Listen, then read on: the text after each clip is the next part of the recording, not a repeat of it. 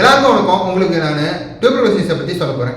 டியூபர்குலோசிஸ்ன்றது ஒன்றும் கிடையாது. இது தமிழில் வந்து எலும்புரிக்கி நோய், அப்புறம் வந்து காச நோயின்னு சொல்லுவாங்க.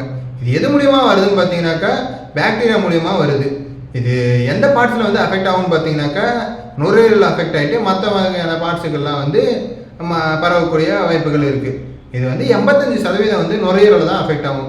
மற்ற 15% வந்து மற்ற உறுப்புகளை வந்து தாக்கக்கூடிய வாய்ப்புகள் இருக்குது.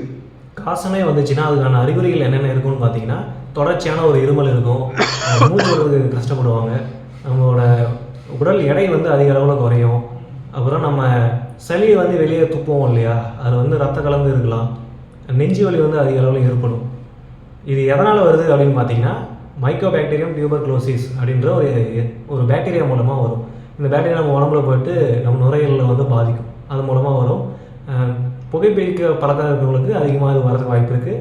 யாருக்கெல்லாம் உடலில் வந்து நோய் தடுப்பு சக்தி வந்து கம்மியாக இருக்கோ அவங்களுக்கு இது அதிக அளவில் வரதுக்கு வாய்ப்பு இருக்குது.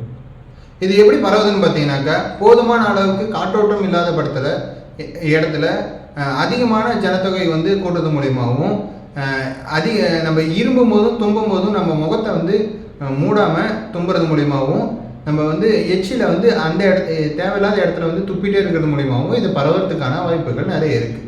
இந்த காசநோய் வந்திருக்கு அப்படிங்கிறது எப்படி தெரிஞ்சுக்கலாம் அப்படின்னு பார்த்தீங்கன்னா, அதுக்கு நிறைய டெஸ்ட் இருக்குது. அதில் bacteriological test, sputum culture test, அப்புறம் tuberculin skin test, chest x-ray test, இந்த மாதிரி நிறைய டெஸ்ட் இருக்குது. இதில் வந்து ஸ்பூட்டம் டெஸ்ட் அது வந்து எப்படி பண்ணுவாங்கன்னு பார்த்தீங்கன்னா, நம்ம சளி வந்து வெளியே வருது இல்லையா, இதை எடுத்துகிட்டு போயிட்டு நம்ம லேபில் கொடுக்கணும். அந்த லேபில் எடுத்துகிட்டு போயிட்டு அவங்க 2 நாள்லையோ இல்லை இந்த 1 வாரத்துக்குள்ளேயோ வந்து அவங்க நம்மளுக்கு ரிசல்ட்ஸ் கொடுப்பாங்க. அது வந்து பாசிட்டிவாக நெகட்டிவானு சொல்லுவாங்க. பாசிட்டிவாக இருந்தால் நமக்கு டியூபர்குலோசிஸ் இருக்குன்னு அர்த்தம், நெகட்டிவ்னா இல்லைன்னு அர்த்தம். அதுக்கப்புறம் செஸ்ட் எக்ஸ்ரே டெஸ்ட் அப்படின்னு ஒன்று இருக்குது. அதை வந்து நம்ம செஸ்ட்டை வந்து, அதாவது இந்த நெஞ்சு பகுதியில் எக்ஸ்ரே வந்து எடுத்து பார்ப்பாங்க. அங்கே பார்க்கறது மூலமாக நம்ம டியூபர்குலோசிஸ் வந்திருக்கா இல்லையா அப்படின்னு நம்ம கண்டுபிடிக்கலாம். இது போக நம்ம சளி வெளியே வருது இல்லையா, அது கண்ணால் பார்த்து கூட நம்மளால் கன்ஃபார்ம் பண்ண முடியும். அது எப்படின்னு பார்த்தீங்கன்னா, முதல்ல வந்து ஒரு வெள்ளை கலரில் இருக்குது, அந்த சளி வந்து வெள்ளை கலரில் இருக்குதுன்னு இருந்துச்சுன்னா நார்மலாக இருக்குது அப்படின்னு அர்த்தம். சப்போஸ் அது வந்து ஒரு மஞ்சள் கலரில் எல்லோ கலரில் இருந்துச்சுன்னா இப்போதான் ஒரு ஸ்டார்டிங் ஸ்டேஜ் ஆஃப் டியூபர்குலோசிஸ் அப்படின்னு சொல்லலாம். சப்போஸ் அது பச்சை கலரில் இருக்குது அப்படின்னு பார்த்தீங்கன்னா உங்களுக்கு டியூபர்குலோசிஸ் அதிக அளவில் வந்துருச்சு, நீங்கள் கண்டிப்பாக டாக்டரை கன்சல்ட் பண்ணி ஆகணும் அப்படின்னு நம்ம தெரிஞ்சுக்கலாம். இப்போ இந்த டியூபர்குலோசிஸ் கன்ஃபார்ம் ஆயிடுச்சுன்னா நம்ம எந்த மாதிரியான மருந்துகள் எடுத்துக்கணும்னாக்கா, ஐசோனியாசின், ரிஃபாம்பின், எத்தம்பியூட்டனால், பைரசினமைட், இந்த மாதிரியான மருந்துகளை வந்து நம்ம எடுத்துக்கணும். இந்த ஐசோனியாசிட் அப்படிங்கிற மருந்து எப்படி வேலை செய்யுதுன்னு பார்த்தீங்கன்னா, அந்த பாக்டீரியாவோட செல் சுவரில் மைக்கோலிக் ஆசிட் அப்படிங்கிற ஒரு பொருள் இருக்கும். அதை போய் இதை தாக்குறது மூலமாக நம்ம வந்து காசநோய் வராமல் தடுக்கலாம். இந்த ரீஃபாம்பின் அப்படிங்கிற மருந்து எப்படி வேலை செய்யுதுன்னு பார்த்தீங்கன்னா, RNA பாலிமரேஸ் அப்படிங்கிற ஒரு என்சைம் இருக்கும்.